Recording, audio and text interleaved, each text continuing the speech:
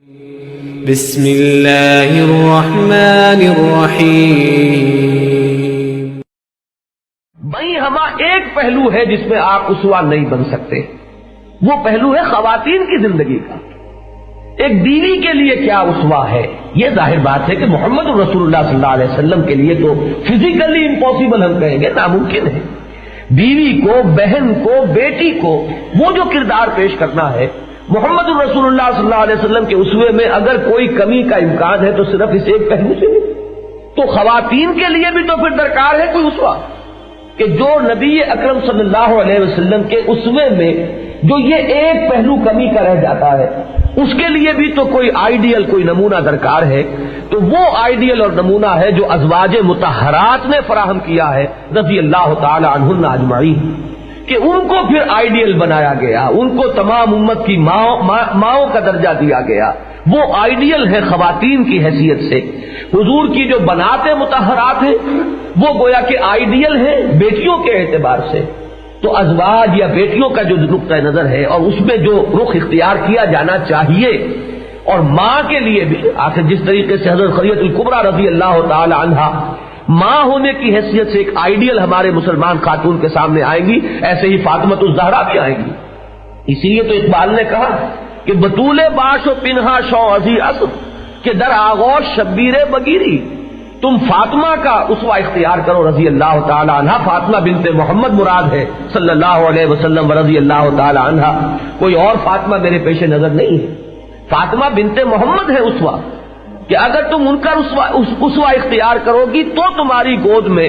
حسن اور حسین جیسے پھول جو ہے وہ کھل سکتے ہیں، لیکن اگر ان کا اسوہ اختیار نہ کرو گی تو پھر گودیں جو ہے وہ ظاہر بات ہے کہ جن کانٹوں سے آج بھری ہوئی ہیں اسی طرح کا جھاڑ جھکاڑ اور اسی طرح کے کانٹے جو ہیں وہ ان گودوں کے اندر آئیں گے۔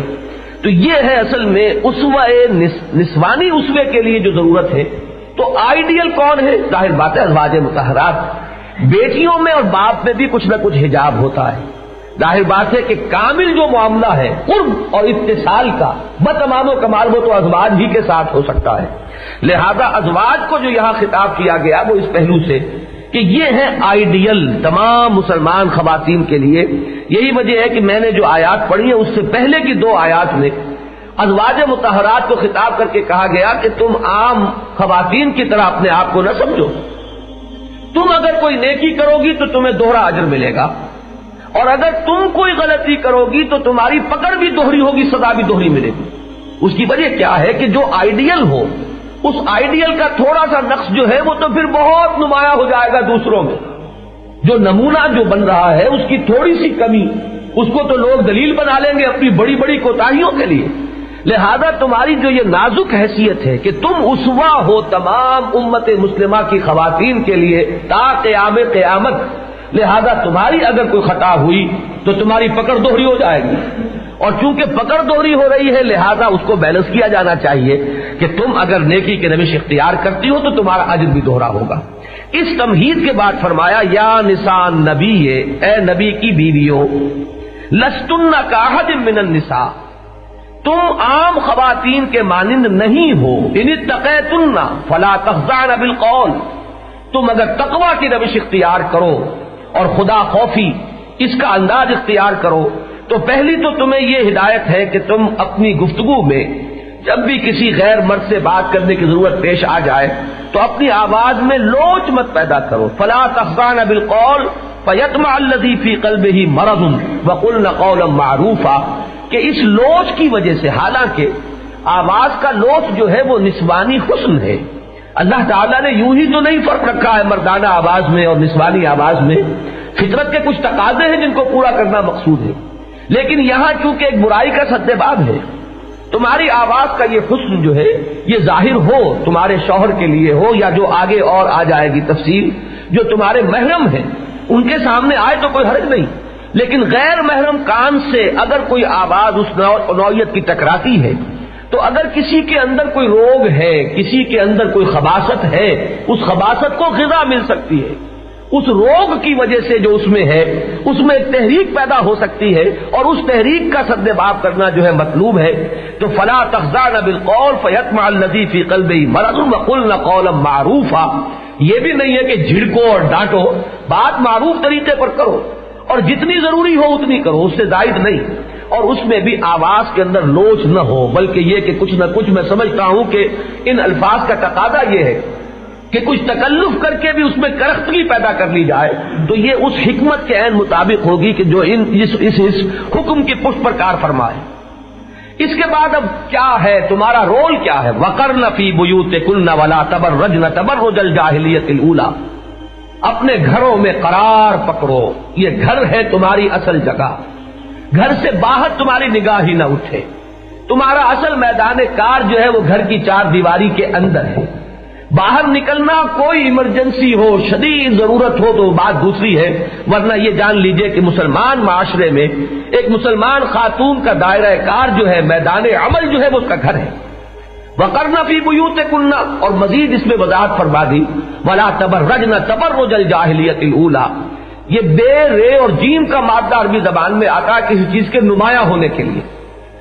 برجیاں جو بنتی تھی فصیلوں کے اوپر برجی، تو ظاہر بات ہے کہ جب دور سے کوئی آتے تھے لوگ تو سب سے پہلے سب سے اونچی چیز نظر آئے گی،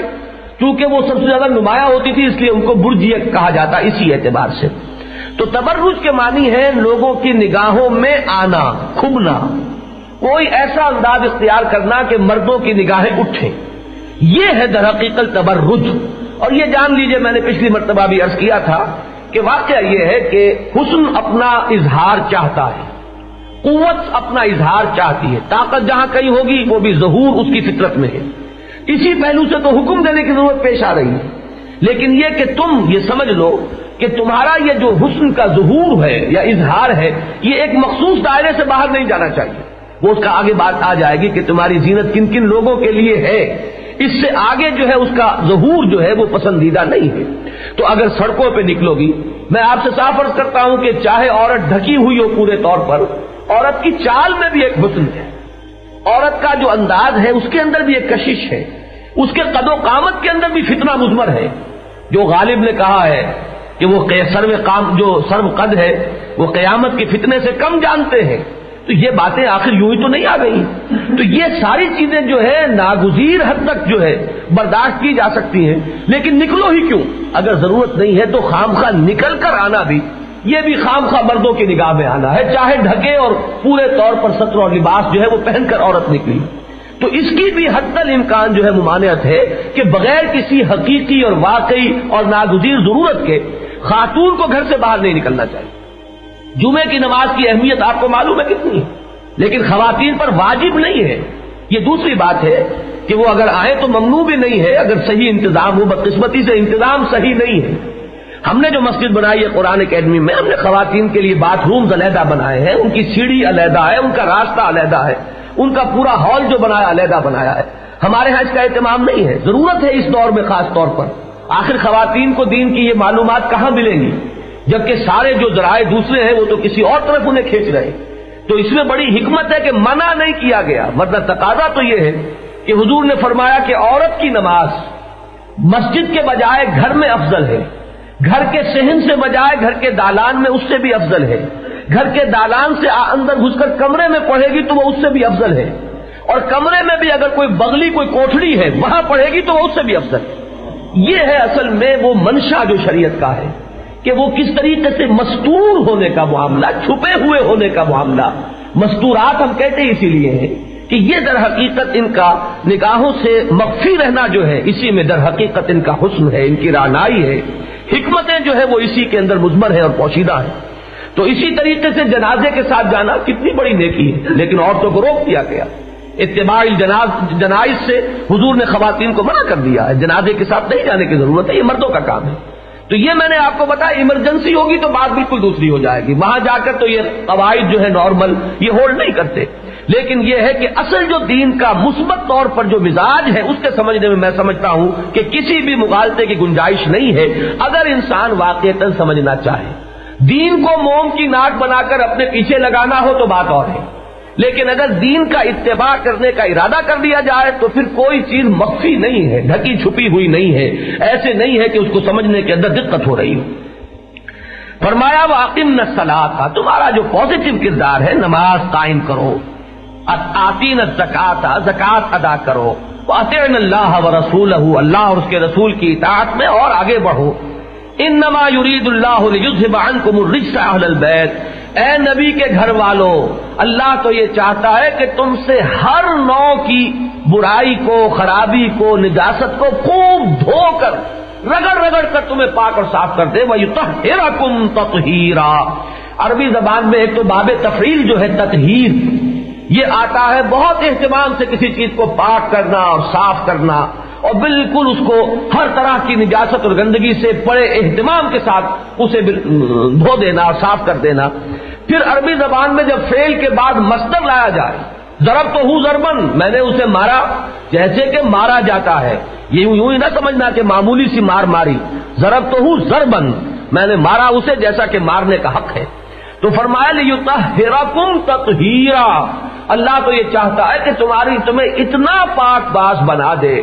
اتنا تصفیہ قلب تمہارا ہو جائے، اتنا تزکیہ نفس ہو جائے، تمہاری سیرتوں اور شخصیتوں کے اندر اتنی تطہیر ہو جائے کہ جس کے بعد تم واقعتاً ابد الآباد تک کے لیے وہ جو ایک کمی ہے اسوہ رسول میں، اس کمی کی تلافی کما حقہ کر سکو۔ اس کے لیے ظاہر بات ہے کوئی معمولی تطہیر جو ہے وہ کافی نہیں ہو سکتی۔ محمد الرسول اللہ صلی اللہ علیہ وسلم کے ہم پلہ ہونا ہے تمہیں، کہ امت کی تمام خواتین کے لیے قیامت تک کے لیے تمہیں اسوہ بننا ہے۔ اب اس میں ذرا دو باتیں نوٹ کر لیجئے، ایک تو یہ کہ ان دو سے ضمنی بات اگرچہ ہے لیکن ہے بہت اہم۔ اس مقام کو کوئی اللہ کا بندہ پڑھے ہر تعصب سے اپنے ذہن کو پاک کر کے، تو کیا وہ سمجھ سکتا ہے کہ یہ خطاب جو ہے یہ ازواج مطہرات سے نہیں ہو رہا بلکہ کسی اور سے ہو رہا ہے؟ یہ آیت ہے جس کو لے کر وہ اہل بیت والا مضمون اور اس کے ساتھ وہ 5 افراد پنجتن پاک کا تصور جو ہے وہ اس کے ساتھ چسپاں کر دیا گیا ہے، اور ہر مسلمان کے ذہن پہ بیٹھا ہوا اہل بیت یہ ہے۔ اہل بیت قرآن کی روح سے کون ہے؟ ازواج مطہرات ہے۔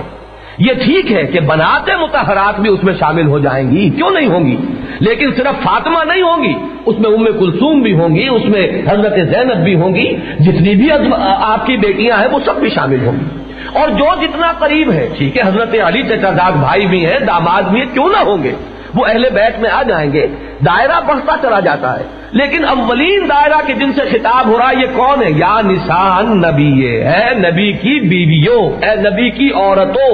اہل البیت کس کو کہا جائے گا؟ تو یہ گفتگو تو ان سے ہو رہی ہے۔ قرآن مجید میں ایک ہی اور مقام ہے جس پر اہل بیت کا لفظ آیا ہے، اور وہ ہے حضرت ابراہیم علیہ السلام سے جب گفتگو ہو رہی ہے فرشتوں کی، اور حضرت سارہ بھی کھڑی تھی۔ جب فرشتوں نے خوشخبری دی کہ آپ کے ہاں بیٹا ہوگا، تو حضرت سارہ بوڑھی پھوس اور حضرت ابراہیم 100 برس کی عمر، تو انہوں نے اپنا آپا پیٹ لیا کہ میں اس بڑھاپے میں جنوں گی، اور یہ میرا جو شوہر ہے یہ بھی بڈھا پھوس ہے، وہذا بالی شیخا آلے تو وانا عجوزن، کیا میں جنوں گی، میں بڑھیا پھوس، وہذا بالی شیخا۔ تب فرشتوں نے کہا کہ نہیں، اللہ کی رحمتیں ہوں تم پر، السلام علیکم یا اہل البیت، اے گھر والوں، نبی کے گھر والوں۔ کس سے کہا جا رہا ہے؟ وہاں تو کوئی اور ہے بھی نہیں، صرف حضرت سارہ ہے۔ تو اہل بیت نبی سے مراد اصلاً ہے ازواج النبی رضی اللہ تعالی عنہن۔ البتہ یہ ہے کہ طبعاً اس میں یقیناً بنات بھی ہیں، آپ کے داماد بھی ہیں، جو بھی رشتہ داری کا ایک دائرہ ہے وہ یقیناً اس میں شامل ہے، لیکن وہ طبعاً ہوگا۔ دوسری بات یہاں سے یہ معلوم ہو گئی، غور کیجئے، اللہ تعالیٰ فرماتا انما یرید، اللہ کا یہ ارادہ ہے، تو اللہ تعالیٰ جس چیز کا ارادہ پورا فرما لے، کیا اس کام میں کوئی کمی بھی رہ سکتی ہے؟ غور طلب بات ہے، وہ تو فعال لما یرید ہے، جو ارادہ کر لے کر گزرنے والا ہے، کیا اسے کسی اور سے سینکشن لینی ہے؟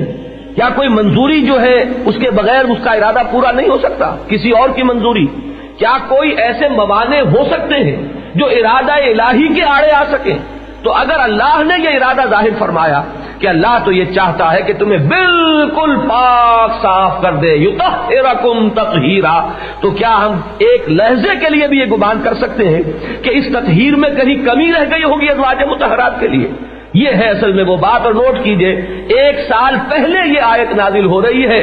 واقعہ افک جو ہے ابھی 1 سال بعد ہونے والا ہے۔ ان چیزوں کے اندر جو حکمت مضمر ہے ان کو سامنے رکھیے کہ یا تو یہ مانیے کہ اللہ بے بس ہے، عاجز ہے، تب تو ٹھیک ہے، آپ جو چاہے کر گزریں، لیکن اس صورت میں یہ کہ اپنے ایمان کی خیر بنائیے، پھر وہ ایمان بھی درست ہے کہ نہیں ہے۔ لیکن اگر 1 سال پہلے اللہ یہ اعلان کر چکا ہو اور وہ اعلان یقیناً اولین جو ہے خطاب اس میں وہ ازواج مطہرات سے ہے، تو پھر بھی اگر کوئی گندگی کا کوئی تصور اپنے ذہن میں لیے ہوئے ہو کسی زوجہ محترمہ کے لیے محمد الرسول اللہ صلی اللہ علیہ وسلم کے، تو اصل میں وہ اس کے اپنے ذہن کی گندگی ہے، اس کا اپنا بھیجا جو ہے وہ سڈاس کے مانند متعفن ہے، ورنہ یہ ہے کہ کسی بھی زوجہ مطہرہ محمد الرسول اللہ صلی اللہ علیہ وسلم کے گھر میں آنے والی کسی خاتون کے بارے میں ایسا کوئی خیال تک ذہن میں اور قلب کے کہیں کسی گوشے میں آنا جو ہے ممکن نہیں ہے۔ تو یہ ہے اصل میں وہ پازیٹو کردار۔ اور اس کے بعد فرمایا وَاذْكُرْنَ مَا يُتْلَى فِي بُيُوتِكُنَّ مِنْ آیَاتِ اللَّهِ وَالْحِکْمَةِ، اور جو اللہ کی آیات اور حکمت تمہارے گھروں کے اندر جو یہ خون برس رہا ہے، تمہارے گھروں میں جو بارش ہو رہی ہے، قرآن تمہارے گھروں میں نازل ہو رہا ہے، اور حضور نے حضرت عائشہ کی تو خاص فضیلت بیان فرمائی کہ ان کے لحاف میں بھی وہی نازل ہوئی، کسی اور زوجہ محترمہ کے لحاف میں وہی نازل نہیں ہوئی، محمد الرسول اللہ صلی اللہ علیہ وسلم پر حضرت عائشہ وہ ہے کہ حضور فرماتے کہ ان کے لحاف میں بھی مجھ پر وہی نازل ہوئی ہے۔ تو یہ جو بارش جو ہے انوار کی تمہارے گھروں میں ہو رہی ہے اور خون برس رہا ہے، میں پھر کہہ رہا ہوں اس کو سمیٹو، یہ ہے اصل دولت، یہ ہے اصل سرمایہ، اور کسی طرف تمہارا دھیان ہی کاہے کو جائے گا، یہی کام اتنا بڑا ہے۔ اور اس میں بھی جان لیجیے حضرت عائشہ ٹاپ پر ہے، اور حضرت عائشہ سے یہ کم سنی کی عمر میں جو شادی ہوئی ہے اس کی حکمت یہی ہے کہ انہوں نے اس وقت جب کہ ذہن بہت ہی قبول کرنے والا ہوتا ہے، بڑی عمر میں جا کر ذہن کے اندر تلقی کی وہ صلاحیت نہیں رہتی، ایک عمر ہے جب تک انسان چیزیں سیکھ سکتا ہے، اس سے آگے جا کر ایک مزاج بن چکا ہوتا ہے، اس کو ڈھالنا جو ہے کسی نئے انداز میں یہ پھر مشکل ہو جاتا ہے۔ تو یہ جو بالکل نیم پختگی کے عالم میں حضور کے گھر میں حاضر ہو گئی حضرت عائشہ صدیقہ رضی اللہ تعالی عنہا، تو حضور نے پھر گویا کہ ان کو تربیت دی،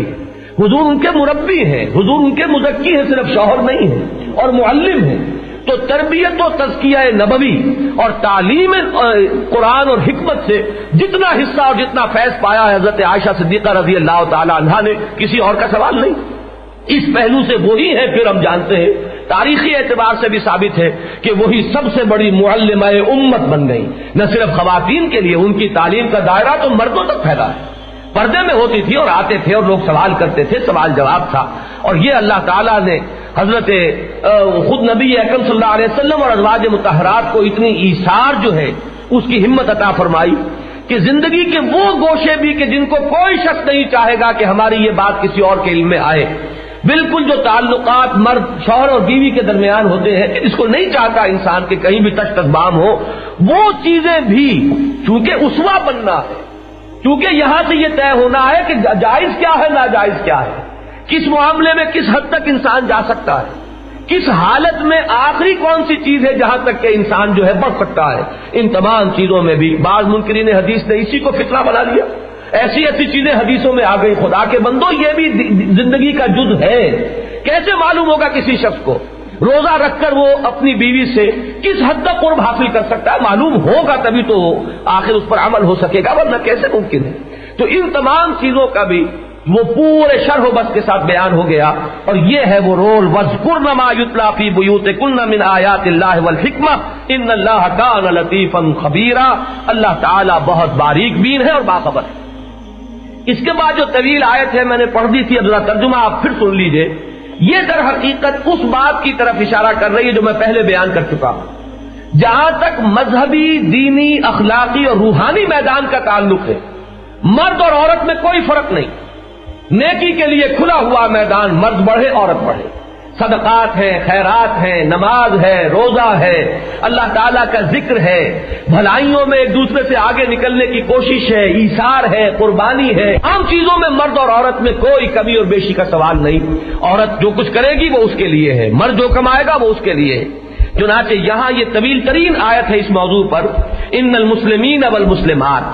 والمومنین والمومنات، مسلمان مرد مسلمان عورتیں، مومن مرد مومن عورتیں، والقانتین والقانتات، فرما بردار مرد فرما بردار عورتیں، والصادقین والصادقات، راست باز مرد راست باز عورتیں، والصابرین والصابرات، صبر کرنے والے مرد صبر کرنے والی عورتیں، والخاشعین والخاشعات، خشوع رکھنے والے مرد خشوع رکھنے والی خواتین، والمتصدقین والمتصدقات، صدقہ دینے والے مرد صدقہ دینے والی خواتین، والصائمین والصائمات، روزہ رکھنے والے مرد روزہ رکھنے والی عورتیں، والحافظین فروجہم والحافظات، اور اپنی شرمگاہوں کی حفاظت کرنے والے خواہ وہ مرد ہوں اور خواہ وہ عورتیں ہوں، والذاکرین اللہ کثیرا والذاکرات، اور اللہ کو کثرت سے ذکر کرنے والے مرد اور ذکر کرنے والی عورتیں، اعد اللہ لہم مغفرۃ واجرا عظیما، ان کے لیے اللہ تعالی نے وعدہ فرمایا ہے اور تیاری کی ہوئی ہے مغفرت کی بھی اور اجر عظیم کی، بہت بڑا اجر و ثواب۔ تو یہ مقام تو آج ذرا تفصیل میں جانے کا موقع نہیں ہے، میں یہ بات آج مکمل کر دینا چاہتا ہوں۔ ایک مقام تو یہ ذہن میں رکھیے کہ ایک مسلمان عورت کے لیے آئیڈیل کیا ہے، اس کا نقشہ کیا ہونا چاہیے، اس کی ایسپریشنز کیا ہونی چاہیے، اس کی ایمبیشنز کیا ہونی چاہیے، وہ کون سے میدانوں میں آگے بڑھنے کے لیے حوصلہ اپنا جو ہے اس کو پورا کرے۔ اس کے بعد اب آئیے دوسرا مقام ہے کہ جس میں اب وہ احکام آ رہے ہیں کہ جن میں حکم دیا جا رہا ہے گھر میں کس طرح تمہیں رہنا ہے۔ سب سے پہلی آیت جو ہے وہ فرمائی یا ایھا الذین آمنوا لا تدخلوا بیوت النبی الا ان یؤذن لکم الی طعام غیر ناظرین اناہ،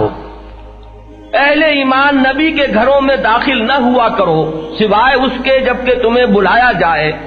کھانے کے لیے۔ دعوت کا اہتمام اگر ہے، حضور کے ہاں دعوت ہے تو آؤ جب کھانے کا وقت ہو، غیر ناظرین اناہ ہو، یہ ایسا نہ ہو کہ وقت سے پہلے ہی پہنچ جاؤ اور اب انتظار ہو رہا ہے کھانے کا۔ ولیکن اذا دعیتم فادخلوا، جب تمہیں بلایا جائے تو داخل ہو۔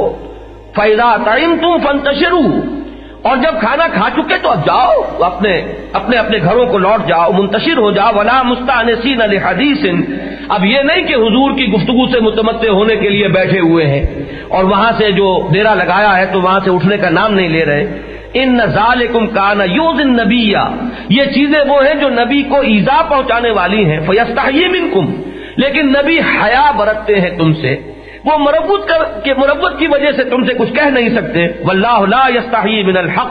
اور دیکھو اللہ کو تو صحیح بات کے بیان کرنے میں کوئی حیا نہیں ہے۔ یہ پہلا حکم آیا اس سلسلے میں کہ نبی کے گھروں میں ایک تو بے محابانہ چلے جانا، پہلے سے جا کر، ظاہر بات ہے کہ گھر کوئی وہ 8 ایکڑ پر بنی ہوئی کوٹھیاں تو تھی نہیں کہ مردانے علیحدہ زنانے علیحدہ، چھوٹے چھوٹے حجرے ہیں اور اسی میں ساری ضروریات پوری ہو رہی ہیں۔ جا کر اگر بیٹھ گیا ہے تو اب ظاہر بات ہے کہ وہ جو ان کا کام ہے پردے میں رہتے ہوئے اپنے ستر اور حجاب کو ملحوظ رکھتے ہوئے اپنی ذمہ داریوں کو ادا کرنا مشکل ہے۔ یہ تو ہو سکتا کھانا تیار ہو گیا رکھ دیا گیا، اب وہ خاتون کہیں ایک طرف ہو گئی اور لوگ کھانے والے جو آ کر کھائیں اور پھر اس کے بعد چلتے بنے۔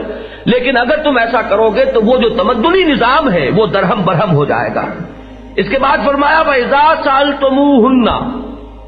اور جب تمہیں ان سے کوئی چیز مانگنی پڑے متاعًا فاسألوهن من وراء حجاب، تو مانگو ان سے پردے کے پیچھے سے۔ یہ حجاب کا لفظ جو ہے یہ قرآن مجید میں اس مقام پر آیا ہے۔ معلوم ہوا کہ براہ راست روح در روح ہو کر گفتگو کرنا جو ہے اس کی اجازت نہیں ہے، بلکہ پردہ درمیان میں حائل ہو۔ یہی در حقیقت وہ آیت ہے کہ جس کا پھر حضرت عائشہ صدیقہ رضی اللہ تعالی عنہا نے حوالہ دیا ہے کہ جب وہ غزوہ بنی المصطلق سے واپسی پر وہ واقعہ پیش آیا اور آپ پیچھے رہ گئی، اور وہ ایک صاحب جو صفوان، حضرت صفوان، جن کی ڈیوٹی تھی کہ وہ پیچھے کوئی گری پڑی چیز ہو، کوئی رہ گیا ہو، کمزور ضعیف آدمی، تو ان کا وہ حساب اور ان کے لیے اہتمام کرتے تھے۔ انہوں نے دیکھا ایک خاتون پڑی ہے، سو رہی ہے، چہرہ کھلا ہوا ہے، پہچان لیا حضرت عائشہ، انہوں نے کہا انا للہ و انا الیہ راجعون۔ ان کے انا للہ کہنے سے آنکھ کھلی تو فوراً فرماتی ہیں کہ میں نے اپنا چہرہ ڈھک لیا، اور صفوان نے مجھے اس لیے پہچان لیا کہ آیت حجاب کے نازل ہونے سے پہلے اس نے مجھے دیکھا تھا، اس لیے کہ ابھی آیت حجاب جب تک نازل نہیں ہوئی تھی تو یہ پردہ نہیں تھا، تو چونکہ اس سے پہلے اس نے مجھے دیکھا ہوا تھا لہذا اس نے مجھے پہچان لیا کہ یہ عائشہ ہے، ورنہ جیسے ہی اس وقت آنکھ کھلی ان کی تو انہوں نے فوراً اپنا چہرہ ڈھک لیا۔ یہ ہے در حقیقت وہ آیت حجاب، جس کو وہ جو پوری طویل حدیث ہے حضرت عائشہ صدیقہ رضی اللہ تعالی عنہا سے مروی، اس میں آیت حجاب جو ہے یہ آیت ہے۔ کہ پردہ حائل ہونا چاہیے، اس سے یہ چہرے کا پردہ جو ہے اس کا قطعی ثبوت ہے جو قرآن مجید سے مل جاتا ہے۔ فرمایا ذالک اطہر لقلوبکم وقلوبہن، یہ چیز نہایت پاکیزہ ہے تمہارے دلوں کے لیے بھی اور ان کے دلوں کے لیے بھی۔ قرآن مجید ایسی فطری بات کرتا ہے، فطرہ سمجھ لیجئے، لوگ چاہے ڈینگیں کتنی بھی مار لیں اور سمجھ لیں کہ ہم تو بڑے مہذب ہو گئے، متمدن ہو گئے، جان لیجئے عورت اور مرد ان میں جو ایک دوسرے کے لیے کشش ہے وہ فاطر فطرت کو معلوم ہے کہ کتنی ہے، آپ چاہے کتنا ہی اس کو چھپا لیں۔ نفس انسانی کے اندر جو کیفیات ہیں ان کا جاننے والا ہم سے بڑھ کر وہ ہے جس نے اس مشینری کو بنایا ہے، اس میں کیسے کیسے احتمالات ہیں کہ جو پیدا ہو جاتے ہیں وہ جانتا ہے، لہذا اس کا فیصلہ یہ ہے کہ تمہارے لیے بھی اور ان کے دلوں کے لیے بھی زیادہ جو پاکیزہ طریقہ ہے وہ یہی ہے۔ وَمَا كَانَ لَكُمْ أَن تُؤْذُوا رَسُولَ اللَّهِ وَلَا أَن تَنكِحُوا أَزْوَاجَهُ مِن بَعْدِهِ أَبَدًا، اور دیکھو تمہارے لیے یہ جائز نہ ہوگا کہ تم ایذا پہنچاؤ اللہ کے رسول کو، اور یہ کہ ان کے بعد ان کی بیویوں سے شادی کرو کبھی بھی، خیال بھی دن میں لاؤ، وہ تو تمہارے لیے امہات کے درجے میں ہے۔ ان ذالکم کان عند اللہ عظیما، یہ چیز اللہ کے نزدیک بہت بڑی ہوگی، بہت بڑا گناہ، بہت بڑی جسارت ہوگی۔ ان تبدوا شیئا او تخفوه فإن اللہ کان بكل شیء علیما، اگر تم کوئی چیز ظاہر کرو گے یا چھپاؤ گے تو اللہ کو تو ہر چیز معلوم ہے، کوئی برا خیال دل میں بھی لاؤ گے اگر تو وہ بھی اللہ کے علم میں ہے، یہ نہیں کہ تم نے زبان سے نہیں کہا لیکن دل میں بھی اگر کوئی برا خیال آ گیا ازواج النبی کے لیے تو جان لو کہ اللہ کو خوب معلوم ہے اور اللہ تم سے ایک ایک چیز کا حساب لے گا۔ اس کے بعد فرمایا لا جناح علیہن، کوئی حرج نہیں ہے ان پر ان لوگوں کے بارے میں، یعنی اگر وہ ان کے سامنے آ جایا کریں۔ اب یہاں لفظ حجاب کے تحت آ رہی ہے بات کہ پردے سے مستثنا کون کون ہوں گے، انہی کو ہم محرم کہتے ہیں کہ جن سے چہرے کا پردہ نہیں ہوگا وہ کون کون ہے، وہ ہے کھلے چہرے کے ساتھ عورت، مسلمان عورت جن کے سامنے آ سکتی ہے وہ کون ہے۔ اور یہ آیت ابھی یہ اتنی مفصل نہیں ہے، یہاں آپ دیکھیں گے کہ 7 کا ذکر ہے، یہ مضمون جا کر مکمل ہوا سورہ نور کی آیت میں، وہ ابھی ہم پڑھیں گے، وہاں 12 ہے لیکن یہاں جو ہے اصول معین ہو گئے اور رخ جو ہے وہ طے ہو گیا کہ رخ کیا ہے۔ لا جناح علیہن فی آبائہن، اپنے باپوں کے بارے میں، باپوں میں باپ دادا، اسی طریقے سے شوہر کا باپ اور شوہر کا دادا، یہ سلسلہ چلتا چلا جائے گا، اسی لیے آبائہن ولا ابنائہن، اپنے بیٹے پوتے، یہ سارا سلسلہ جو ہے ان کے اندر بڑھتا چلا جائے گا۔ ولا اخوانہن، اور نہ اپنے بھائی، ولا ابنائے اخوانہن، اور نہ اپنے بھتیجے اپنے بھائیوں کے بیٹے، ولا ابنائے اخواتہن، اور نہ اپنی بہنوں کے بیٹے یعنی بھانجے، ولا نسائہن، یہاں بہت قابل غور مسئلہ ہے، عورتوں کا عورتوں سے بھی حجاب ہے، ہر بازاری عورت کے سامنے عورت کو بے حجاب آنے کی اجازت نہیں ہے، مسلمان شریف عورت کو۔ یہ بازاری عورتیں جو ہے جو فتنے پھیلاتی ہیں اس کا اگر آپ کو اندازہ ہو تو واقعہ یہ ہے کہ یہاں نسائہن، اپنی خواتین جو جانی پہچانی ہیں، جن کی شرافت اور کردار سے تم لوگ واقف ہو، ان کا معاملہ اور ہے، باقی جو ہے ان کے سامنے عورت خود اپنے چہرے سے بے محابہ جو ہے وہ ہر عورت کے سامنے بھی نہیں، بلکہ وہ عورت جو ہے وہ جو اپنی خواتین ہیں، جو جانی پہچانی ہے، جن کا کردار، جن کی شخصیت جو ہے وہ ڈھکی چھپی نہیں ہے، ولا ما ملکت ایمانہن، اور جو ملک یمین ہو، غلام ہو، جن کے اندر اس طرح کی کسی جرت کا کوئی امکان نہیں ہے کہ وہ مملوک ہیں۔ یہ ہے وہ 7 وہ تعلقات کہ ان کو مستثنا کیا گیا ہے پردے سے، حجاب کے حکم سے۔ واتقین اللہ ان اللہ کان علی کل شیء شہیدا، اور اللہ کا تقوی اختیار کرو اور جان لو کہ اللہ تعالی ہر چیز پر گواہ ہے، نگران ہے، ہر چیز اس کے علم میں۔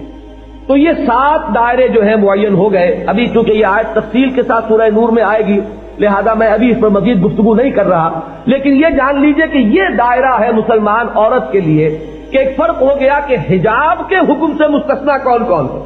ان کے باپ، ان کے بیٹے، ان کے بھائی، ان کے بھتیجے، ان کے بھانجے، یہ تو ہوئے رشتے دار۔ باقی یہ کہ ان کی اپنی خواتین اور ان کے ملک یمین اور غلام، یہ 7 جو ہے مدیں معین ہو گئی۔ اس کے بعد وہ آیت آتی ہے ان اللہ وملائکتہ یصلون علی النبی یا ایھا الذین آمنوا صلوا علیہ وسلموا تسلیما، اور پھر مزید ایک آیت کے بعد اب جو آیت آ رہی ہے جو اس موضوع پر ہے وہ میں پڑھ رہا ہوں۔ یا ایھا النبی، اے نبی، قل لازواجک، کہہ دیجئے اپنی بیویوں سے، و بناتک، اور اپنی بیٹیوں سے۔ یہاں بھی مجھے ذرا ضمنی طور پر ایک بات کہنی پڑے گی۔ کچھ بدبخت ایسے بھی ہیں جنہوں نے اس دور میں آ کر ایک نیا شوشہ چھوڑا ہے کہ حضور کی بیٹی تو ایک ہی ہے، فاطمہ رضی اللہ تعالی عنہ، باقی بیٹیاں حضور کی ہے ہی نہیں۔ وہ تو ربیبہ ہے، یعنی حضرت خدیجہ الکبریٰ رضی اللہ تعالی عنہا کے کسی سابق شوہر سے بیٹیاں ہیں جو حضور کی گود میں آ گئی، اس لیے کہ حضرت خدیجہ سے ان کا نکاح ہو گیا۔ حالانکہ تمام کتابوں میں، سنی کتابیں ہوں، شیعہ کتابیں ہوں، حدیث کی اور تاریخ کی تمام کتابوں میں آج سے پہلے یہ بات نہیں تھی۔ حضور کی بنات جو ہے وہ 4 مانی گئی ہیں، اور حضور کی بنات، وہ حضور کی ازواج کی بنات نہیں۔ یہاں ایک لفظ ہے جو قرآن سے ثابت کر رہا ہے، قل ازواجک و بناتک، یہاں پہ زوج کی بھی جمع آئی، ازواج، حضور کی ازواج متعدد ہے، اور اگر بیٹی ایک ہوتی تو بنتے کا ہوتا، اپنی بیٹی سے کہہ دیجئے۔ یہاں فرمایا بناتے کا، تو بنات کا اطلاق جو ہے کم سے کم 3 پر ہوگا۔ عربی میں ایک کے لیے واحد کا صیغہ، 2 کے لیے تثنیہ کا صیغہ علیحدہ ہوتا ہے، اور جمع جو ہے عربی میں وہ کم سے کم 3 پر اس کا اطلاق ہوگا۔ تو کم سے کم 3 بیٹیاں محمد الرسول اللہ صلی اللہ علیہ وسلم کی قرآن مجید سے ثابت ہیں۔ مرکز و محور قرآن ہے۔ ہاں اگر دل میں یہی چور ہو کہ یہ قرآن وہ ہے ہی نہیں، وہ قرآن تو کہیں گم ہو گیا، یہ قرآن محرف ہے، اگر دل میں یہ چور ہو، اللہ بچائے اس سے، تب تو ٹھیک ہے، میری یہ ساری بات جو ہے بے بنیاد ہو جائے گی، اس لیے کہ میرے لیے تو سند آخری جو ہے وہ قرآن مجید ہے۔ لیکن یہ کہ جن کے دلوں میں بھی اس چیز سے جن کے دلوں کو اللہ نے محفوظ رکھا ہوا ہو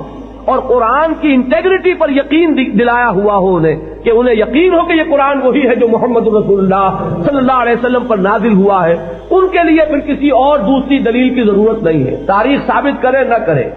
اور کچھ اور روایات اس کی تائید میں ہو یا خلاف ہو، لیکن یہ کہ قرآن مجید ثابت کر رہا تو وہ کفایت کرے گا۔ یا ایھا النبی قل لازواجک و بناتک و نساء المؤمنین، یہاں خاص طور پر نوٹ کرا رہا ہوں، ایک شوشہ کبھی کبھی چھوڑ دیتے ہیں کچھ مرد کچھ عورتیں، دلوں میں تو ان کے ہے جدید تہذیب سے مرغوبیت کا معاملہ، لیکن بہرحال کہنے کے لیے تو بات ہونی چاہیے۔ تو اب تک جو باتیں ہوئی تھی اس کے بارے میں کہہ سکتے صاحب یہ تو ازواج مطہرات کے لیے خاص احکام ہے، کیونکہ بظاہر گفتگو ازواج مطہرات سے ہو رہی ہے۔ اس کا ایک جواب تو میں دے چکا ہوں، یہ اس لیے ہے کہ اصل میں آئیڈیل وہ ہے، نمونہ انہیں بننا ہے، تو آخر نمونے کو جو بات بتائی جا رہی ہے وہ اس لیے تو بتائی جا رہی ہے کہ مطلوب ہے سب کے لیے، ورنہ نمونے ہونے کا کوئی سوال نہیں۔ اگر وہ نمونہ ہے تو یہ احکام جو ہے ان کے مخاطب صرف ازواج مطہرات نہیں رہیں گی، بلکہ یہ کہ تمام مومنات مسلمات جو ہے اس کے مخاطب ہو جائیں گی۔ اسی لیے اتنی طویل آیات میں مرد اور عورتوں کا کہ جو اوصاف بیان کیے گئے۔ اور دوسرے یہاں قرآن کے لفظ سے لے لیجئے، اے نبی کہہ دیجئے یا ایھا النبی قل لازواجک و بناتک و نساء المؤمنین، کہہ دیجئے اپنی بیویوں سے بھی، اپنی بیٹیوں سے بھی، اور مسلمانوں کی بیویوں سے، تمام خواتین اب یہاں آ گئیں، یدنین علیہن من جلابیبہن،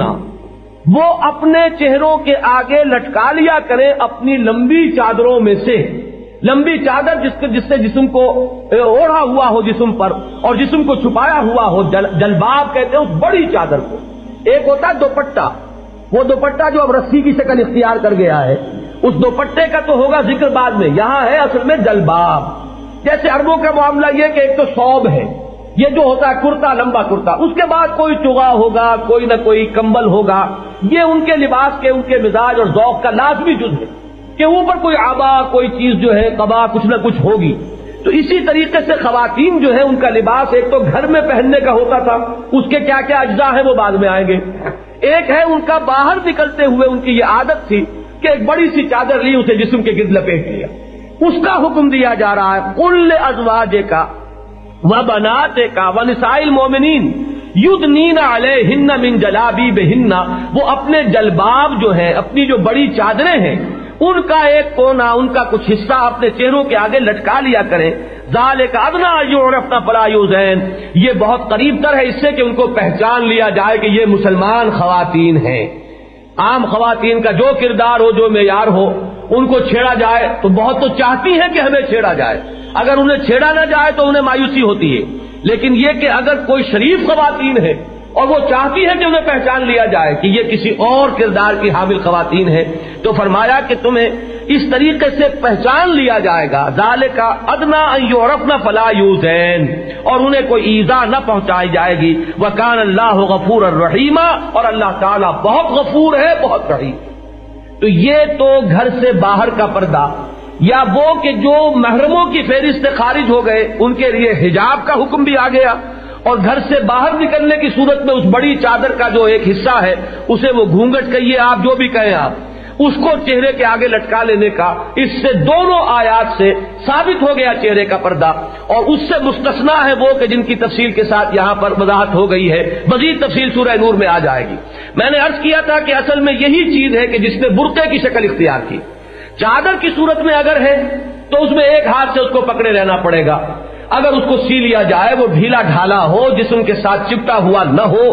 دبیز کپڑا ہو، اور واقعتاً جسم کو چھپانا اس سے مقصود ہو، مزید کوئی فریم جو ہے اس کے حسن کو نمایاں کرنے کے لیے وہ مقصود نہ ہو، تو پھر وہ میں سمجھتا ہوں کہ اس حکمت کو پورا کرے گا. اس میں یہ ہے کہ پھر ہاتھ جو ہے عورت کے وہ فارغ رہیں گے. کسی ایک ہاتھ میں اگر بچے کو سنبھالنا ہے اور دوسرے میں ہو سکتا ہے کہ کسی دوا کی شیشی کو پکڑنا ہو، تو یہ اصل میں وہ ضرورت ہے تمدنی جس کی وجہ سے وہ برقع بن گیا. برقع حضور کے زمانے میں نہیں تھا، اور ہم انسسٹ نہیں کریں گے کہ برقع ہی ہو. اگر اسی کے اوپر چلنا ہے تو ٹھیک ہے، لیکن یہ شرط پوری کیجیے، پھر چہرے کے آگے لٹکائیے. اگر یہ نہیں کریں گی تو ظاہر بات ہے کہ پھر شریعت کا معاملہ آپ کا نہیں ہے، پھر آپ کا اپنی شریعت ہے، اپنا جو بھی آپ کا ذہن ہے، مزاج ہے، جو کریں، لیکن اس کے لیے پھر کوئی سند اور کوئی بھی اس کے لیے نظیر قرآن یا حدیث سے مت لائیے. تو یہ جو برقع ہے واقعتاً میں نے دیکھا ہے عرب میں بدو خواتین برقع پہنے ہوئے، اور نہ صرف برقع، ان کے ہاتھوں پر دستانے ہوتے ہیں. گرم ترین وہ ملک ہے، پاؤں میں جرابیں ہوتی ہیں، یہ ہاتھ اور پاؤں بھی ان کے نظر نہیں آئیں گے. اور ایسا نہیں ہے کہ وہ گھر میں بیٹھی ہوئی ہو صرف، یا صرف کوئی بازار میں شاپنگ کے لیے نکلی ہوئی ہو تو یہ حال ہے. ہاتھ میں ان کے لکڑی ہے،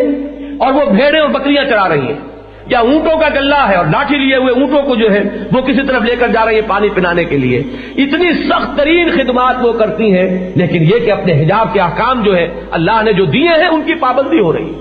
ہمارے ہاں ہندو ماحول جو تھا، اگرچہ ہندوستان میں ایک طرف تو راجپوتوں کے ہاں تھا پردہ، وہ تھا پردہ،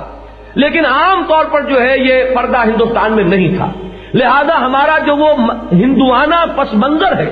وہ ہے در حقیقت جو ہمارے دیہاتوں میں پھیلا ہوا ہے، اور اس کو دلیل بنا رہے ہیں کہ دیہاتی عورت جو ہے وہ پردہ کیسے کر سکتی ہے. پردہ کون سی چیز مانے ہے اس میں کہ وہ اسی طریقے سے اپنے جسم کو ڈھکے ہوئے ہو، اور اس نے اپنے سر پر روٹی رکھی ہوئی ہو اپنے شوہر کے لیے، اور وہ جا رہی ہو کھیت میں، کوئی چیز مانے نہیں. ان تمام چیزوں کو اگر کرتے ہوئے ان کی پابندی، اگر بھیڑیں بکریاں چرائی جا سکتی ہیں، ان کو چارہ ڈالا جا سکتا ہے، اونٹوں کی گلہ بانی کی جا سکتی ہے، اگر پانی لایا جا سکتا ہے، تو کوئی وجہ نہیں ہے کہ کھیت کا کام نہ ہو سکے. اس میں یہ ساری حدود جو ہے برقرار رکھی جا سکتی ہے اگر نیت موجود ہو اور ارادہ موجود ہو. اور ارادہ یہ ہے کہ اللہ اور اس کے رسول کے حکم کی ہمیں اطاعت کرنی. لہذا یہ تو ہو گیا پردے کا وہ ایک پہلو جو گھر سے باہر کا ہے. اب جو آخری سورہ نور کی آیات میں آپ کو سنانا چاہتا ہوں، اب اس کی طرف آ جائیے.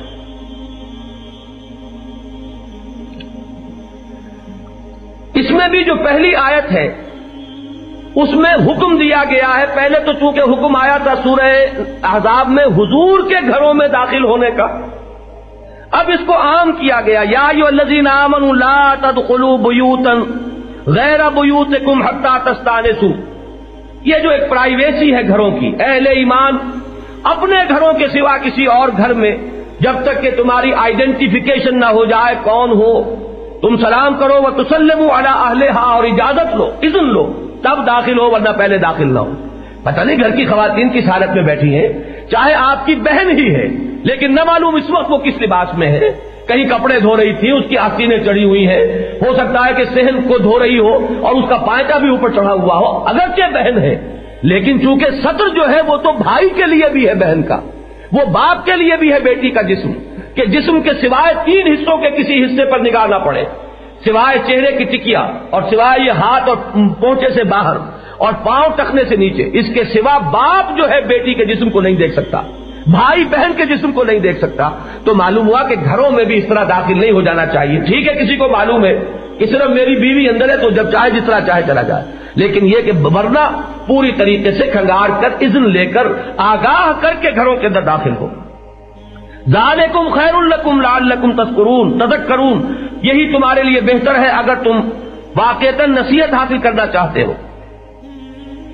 اس کے بعد یہ گھروں میں داخلہ اور استئذان کے احکام ہے، چونکہ وقت بہت کم رہ گیا ہے لہذا میں اسے اس وقت چھوڑ رہا ہوں۔ وہ ہمارے تمدن کا ایک معاملہ ہے، اس پر انشاءاللہ بعد میں کسی اور سلسلے میں گفتگو ہوگی۔ اب آگے آئیے، گھر کے اندر، چونکہ گھر کے داخلے سے بات شروع ہوئی ہے، اب اس کو ذہن میں رکھیے ربط، لہذا اب جو گھر کے اندر پردہ ہے اس کی بات ہو رہی ہے۔ یہ باہر نکلنے کی شکل میں غیر محرموں کے لیے تو معاملہ آ چکا، اب گھر میں داخل ہو کر کیا ہے؟ قل للمؤمنین یغضوا من ابصارہم ویحفظوا فروجہم، اے نبی اہل ایمان مردوں سے کہیے کہ وہ اپنی نگاہیں نیچی رکھیں اور اپنی شرمگاہوں کی حفاظت کریں، ذالک ازکا لہم، یہی ان کے لیے زیادہ پاکیزہ طریق عمل ہے۔ ان اللہ خبیر بما یصنعون، جو کچھ وہ کر رہے ہیں اللہ تعالیٰ اسے باخبر ہے۔ وقل للمؤمنات یغضضن من ابصارہن ویحفظن فروجہن ولا یبدین زینتہن، اور اہل مومن جو خواتین ہیں اہل ایمان ان سے بھی یہ کہیے کہ وہ بھی اپنی نگاہیں نیچی رکھیں اور اپنی شرمگاہوں کی حفاظت کریں اور اپنی زینت کو ظاہر نہ ہونے دیں سوائے اس کے کہ جو ظاہر ہو ہی جائے، الا ما ظہر منہا، پر یہ بھی اصل میں جہاں بھی موقع مل جاتا ہے انگلی رکھنے کا وہاں بڑے بڑے محل جدید دور کی جو جدید فیشن کی جو پرستار خواتین ہیں انہوں نے تعمیر کر دی ہیں۔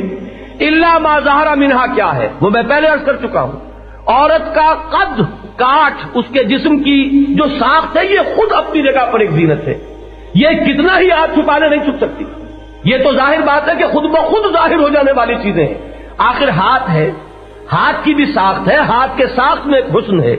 انگلیوں کے اندر بھی ایک حسن ہے۔ اب یہ چیزیں تو ہے کہ اگر ان سب کے اوپر پردے ڈال دیے جائیں باہر نکلتے ہوئے، تو میں عرض کر چکا ہوں کہ عرب خواتین کا میں نے اپنی آنکھوں سے یہ طرز عمل دیکھا ہے، وہ بدوی خواتین کے ان کے ہاتھوں پر دستانے اور پاؤں میں جرابیں،